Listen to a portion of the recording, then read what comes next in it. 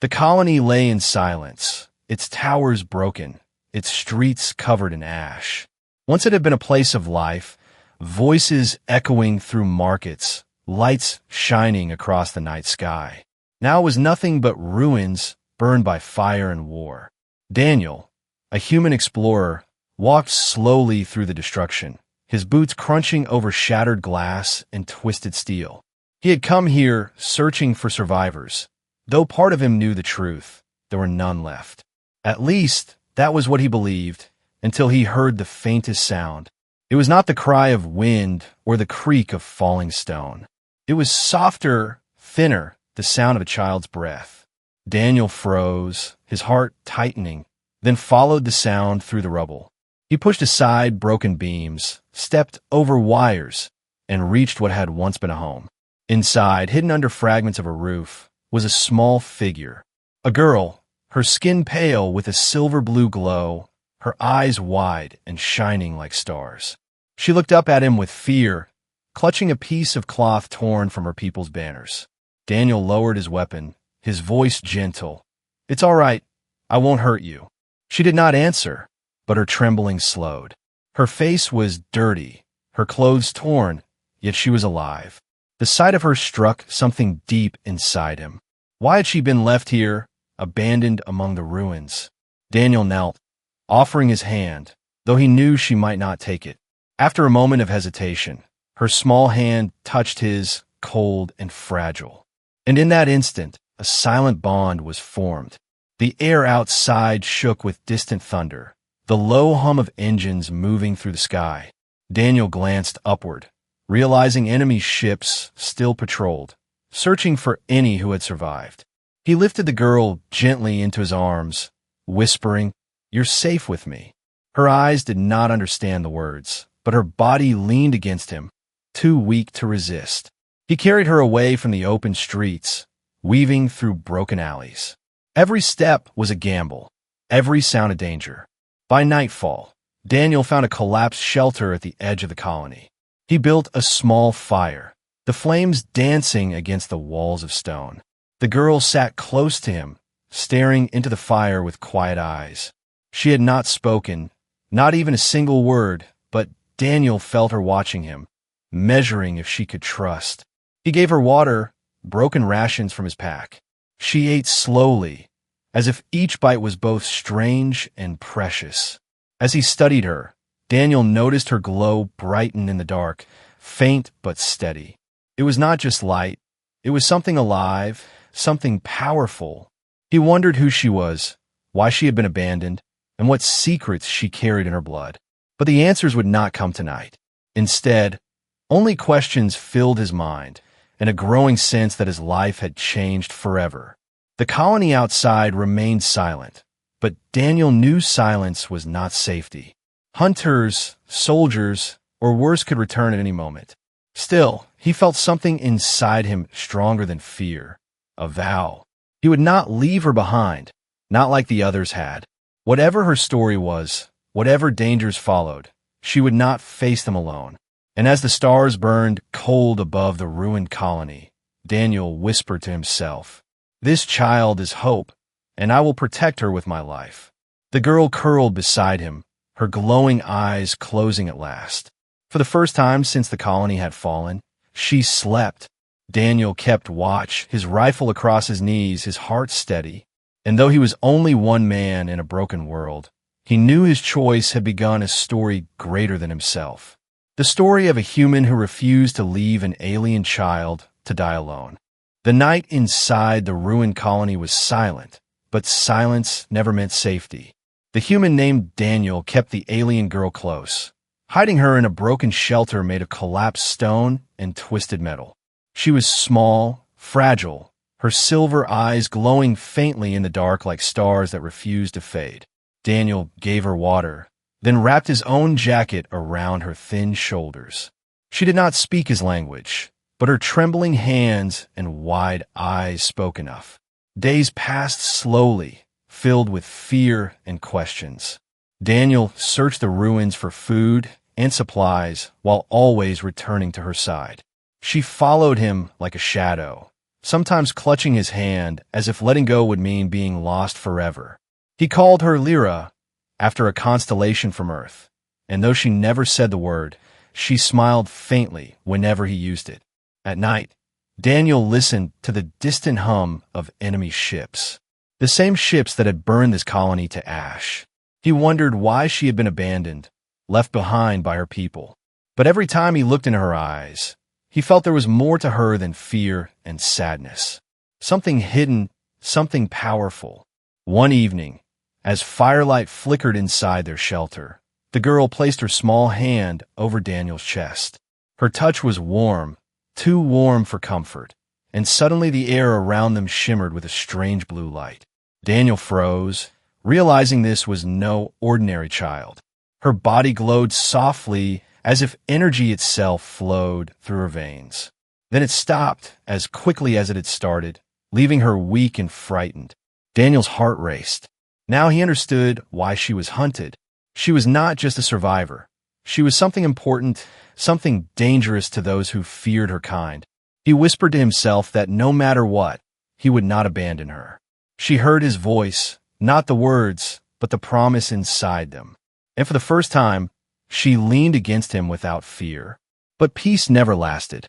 Tracks appeared in the dust near the ruins, heavy boots moving in patterns too close for comfort. Bounty hunters had arrived, following whispers of the lost child. Daniel held his rifle tighter, knowing they had only moments before being discovered. He turned to Lyra, his voice calm, but his heart trembling. "We run, little star," he whispered, "and we never stop."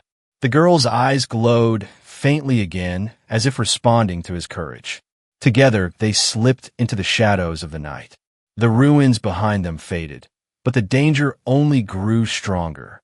For every step they took forward, Daniel knew the hunters were closing in, yet he also knew something else. This child was worth risking everything, and as the stars above burned bright, he made a silent vow to protect her until his last breath. The night sky was sharp with stars as Daniel guided Lyra through the broken valley. Every shadow seemed alive. Every sound felt like a warning. Behind them, the bounty hunters searched with lights that cut across the ruins like blades. Daniel held her hand firmly, his heart pounding as he whispered, "Quiet, little star."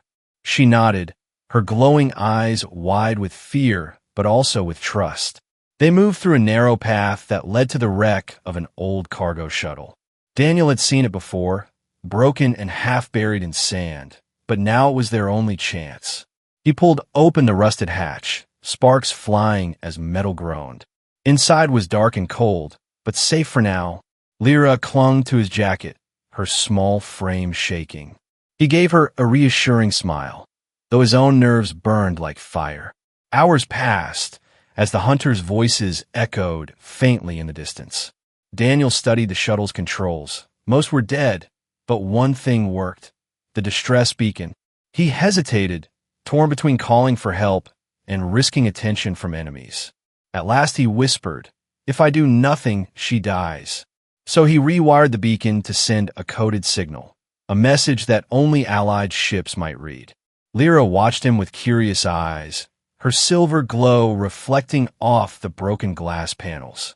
That night, as he drifted into shallow sleep, he was woken by a sound, the hum of engines, low and menacing.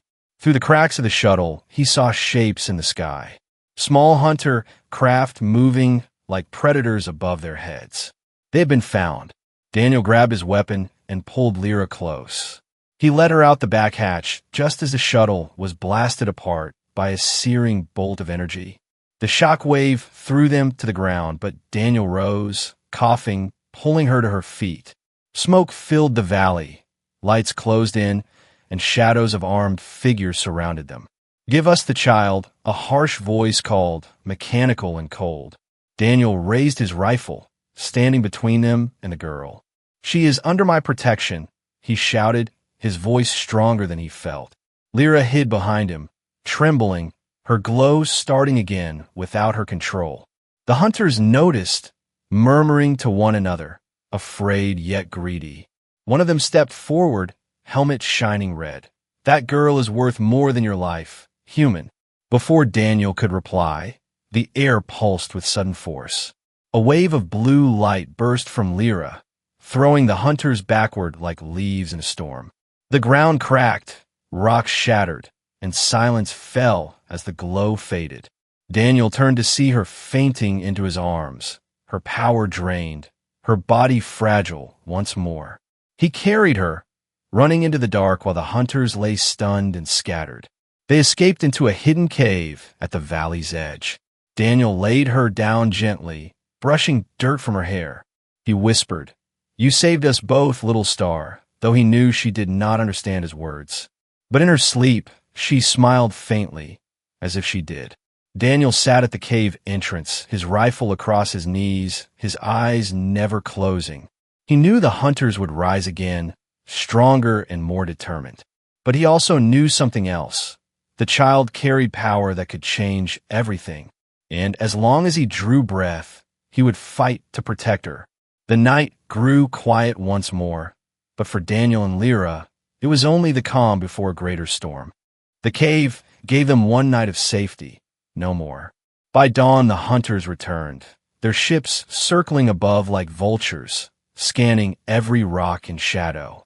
Daniel knew hiding was no longer enough. Sooner or later they would be trapped. He checked his weapon, old but steady, then looked at Lyra, who still slept. Her silver glow flickered faintly across the cave walls, a reminder of the storm she had unleashed. He touched her shoulder gently.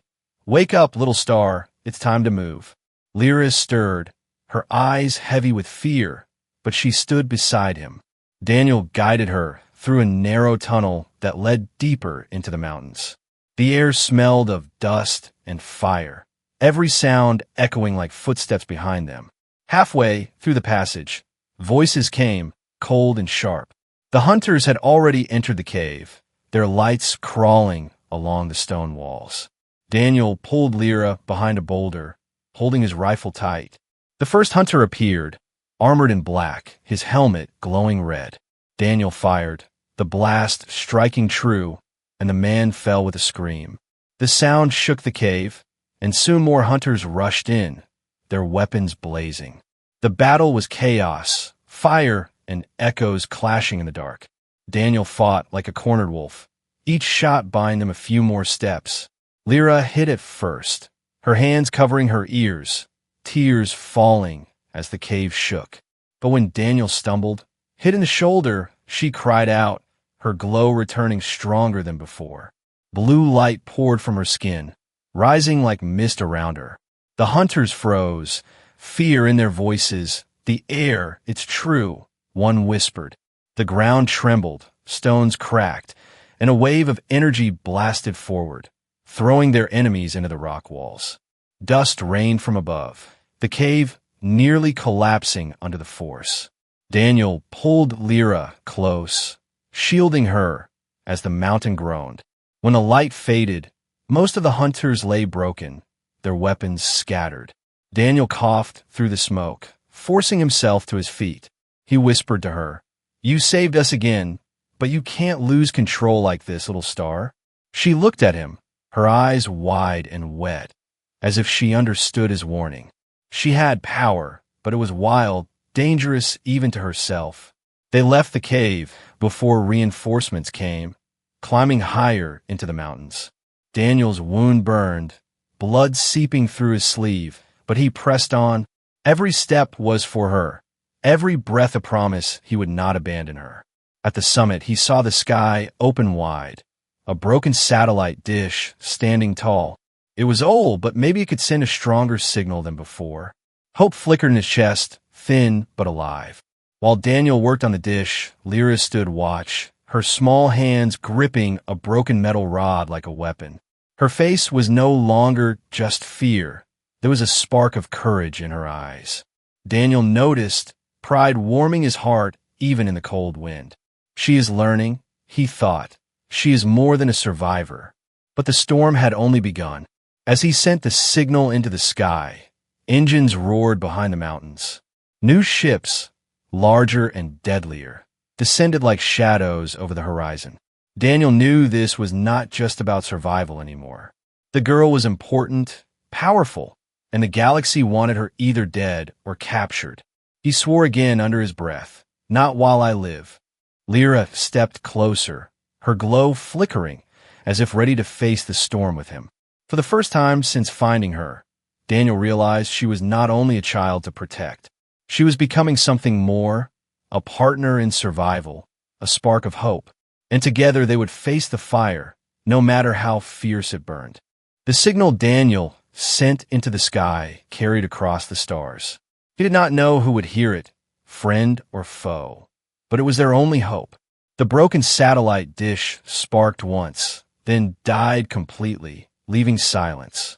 Daniel lowered his hands, his shoulder wound burning, but he forced himself to stay strong for Lyra.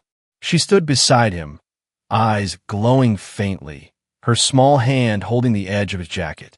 She whispered a sound, almost like his name, and for a moment his heart softened. But peace did not come. The mountain shook as enemy ships landed in the valley below, larger and heavier than the hunters they had faced before. Daniel knew they could not fight an army, so he guided Lyra down the other side of the mountain. The path was sharp and dangerous, but safer than waiting to be surrounded. They walked through old tunnels carved by miners long ago, the walls glowing faintly with crystals. The air was heavy, but Daniel pushed forward, every step carrying them deeper into the unknown. In the tunnels they found an abandoned outpost, dust covering the metal walls. Daniel searched for supplies while Lyra wandered, her fingers brushing the glowing crystals. When her hand touched one, the crystal pulsed with light, as if answering her. Daniel froze, realizing again she was more than just a survivor. Her people had left traces everywhere, and she was connected to them in ways even she did not understand. That night, by the fire, Daniel studied the maps left behind in the outpost. Most were faded, but one caught his attention. It marked trade routes and safe houses used by her people. At the edge of the map was a red mark, the symbol of betrayal.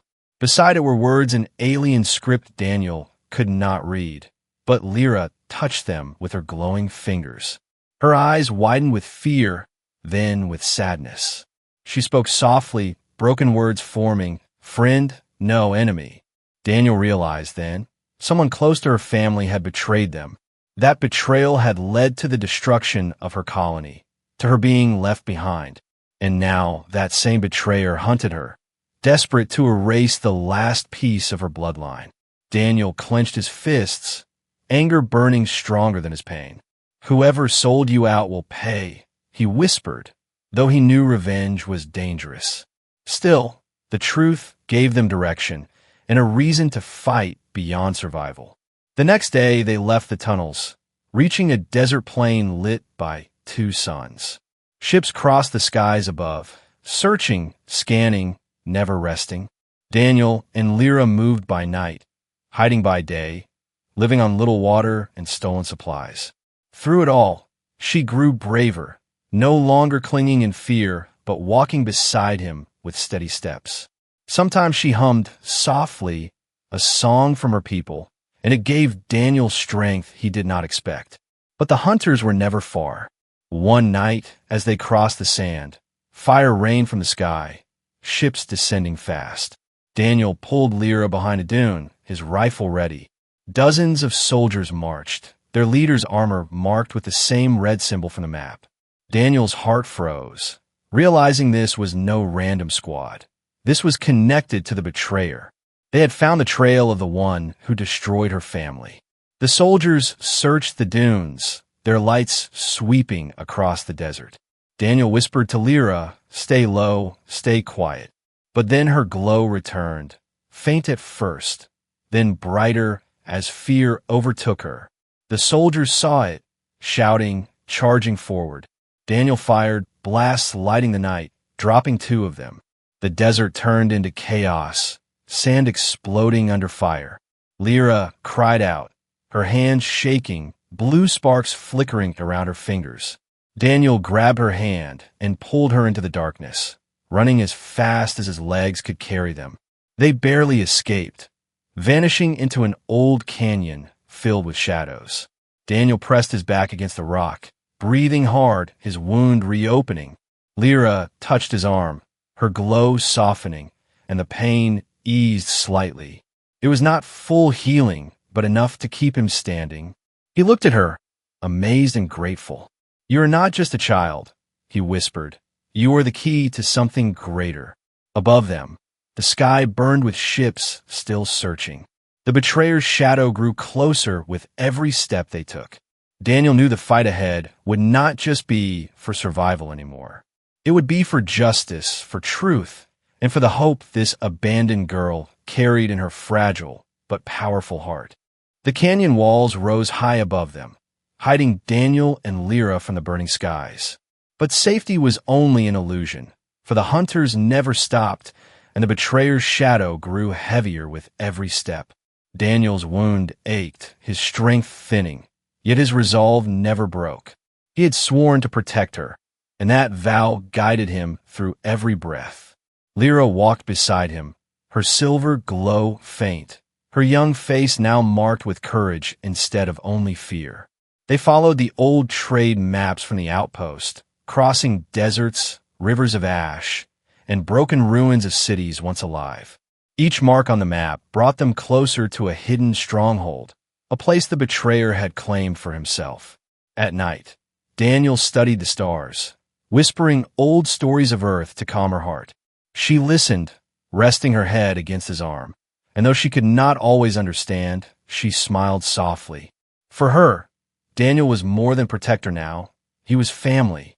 The journey ended at the edge of a dead forest, where twisted black trees reached for the sky like claws. In the center stood a fortress of steel and fire, guarded by soldiers in red-marked armor. Daniel crouched low with Lyra, studying the walls. "This is it," he whispered, "the heart of your enemy." Lyra's eyes glowed brighter, not with fear, but with rising strength. They slipped through the shadows, moving like ghosts until they reached the inner hall. Inside, the betrayer waited, tall and cold, his armor shining with crimson light. His face was hidden, but his voice carried with venom. So the last heir lives, and a human carries her like a pet. Daniel stepped forward, rifle raised, his body trembling with pain, but steady in resolve. "She is not yours to take," he said, his voice sharp. The betrayer laughed, echoing through the chamber. "She was mine to betray, and she will be mine to destroy." Lyra stood behind Daniel, her hands glowing, her small frame trembling with fury. Memories of fire, loss, and pain burned in her, and for the first time she spoke with strength. "No," she cried, her voice ringing in the hall. "I am not yours." The betrayer's soldiers rushed forward, but Daniel fought with desperate fire, every shot dropping one more. The hall shook with blasts and cries, smoke filling the air. Then Lyra's power surged, no longer a flicker, but a storm. Blue light poured from her like a river, striking the soldiers, shattering steel, shaking the very walls. The betrayer staggered, but did not fall, his armor shielding him, his will cruel and unbroken. He raised his weapon toward her, fire ready to burn her down. Daniel leapt, throwing himself in front of her, the blast striking his armor and sending him crashing to the floor. Lyra screamed, her glow bursting in a blinding light. The betrayer was thrown backward, his weapon torn from his hand, his armor cracked. She stood tall, no longer just a child, but an heir of power and hope. Yet in her eyes tears fell, for Daniel lay weak, blood staining his chest. She rushed to him, her small hands glowing, pressing against his wound. The light eased his pain, but she could not heal everything. Daniel's voice was faint but steady. "Do not choose hate, little star, choose hope." The betrayer rose again, staggering, rage burning in his eyes. Lyra turned to him, her power rising once more, but her heart remembered Daniel's words. Instead of crushing him with fury, she reached out with her light. The blue glow wrapped around him, not as fire, but as chains of peace. The betrayer screamed, fighting against it, but his rage crumbled beneath her will. His weapon fell, his armor cracked, and finally he collapsed, broken not by destruction, but by the strength of mercy. The hall grew silent, the smoke clearing, the fight ended. Daniel breathed heavily, his body weak, but a faint smile touched his lips. "You chose right," he whispered. "You chose hope." Lyra held him close, her tears glowing like stars on her cheeks. She was no longer only an abandoned girl. She was a survivor, a leader, and a beacon. And a human who had refused to leave her behind had given her the strength to be all of that. But the story was not over. For though the betrayer was defeated, the galaxy would soon know of the heir who lived. And war or peace would follow her steps. Daniel and Lyra now stood at the edge of destiny, bound not only by survival, but by something stronger, a bond that no army could break. The fortress lay in ruins, smoke curling into the sky, the echoes of battle fading into silence. The betrayer had fallen, broken not by fire, but by the strength of mercy. Yet Daniel lay weak, his breath shallow, blood staining his chest where the blast had struck him. Lyra knelt beside him, her small hands glowing faintly as she tried to ease his pain. Her tears fell freely, glowing like drops of starlight against his skin. "You cannot leave me," she whispered, her voice trembling, her words broken but clear. Daniel's eyes opened slowly, his strength thin, but his spirit unshaken. "I told you, little star, I would never abandon you," he whispered back, his lips forming a tired smile. Her glow brightened, her will stronger than her fear, and for the first time Daniel saw not just a frightened child, but a leader rising from the ashes of loss. The remaining soldiers had fled, afraid of her power, afraid of the light she carried. The galaxy would soon know the truth, that the heir lived, that the betrayer was gone. Whispers would spread across stars, of a human who stood against the storm, and of a girl who turned pain into hope. But in this moment, none of that mattered. All that mattered was the bond between them, forged in fire and kept by choice. Days later, they left the broken fortress, traveling to the hidden safe houses marked on the old maps. There they found allies, scattered survivors of her people who had hidden in fear for too long. When they saw Lyra, their eyes filled with tears, for in her they saw not just survival, but a future. She stood among them, small yet shining, her hand holding Daniel's tightly.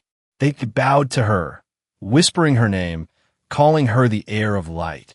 Daniel watched with quiet pride, though his body still carried scars.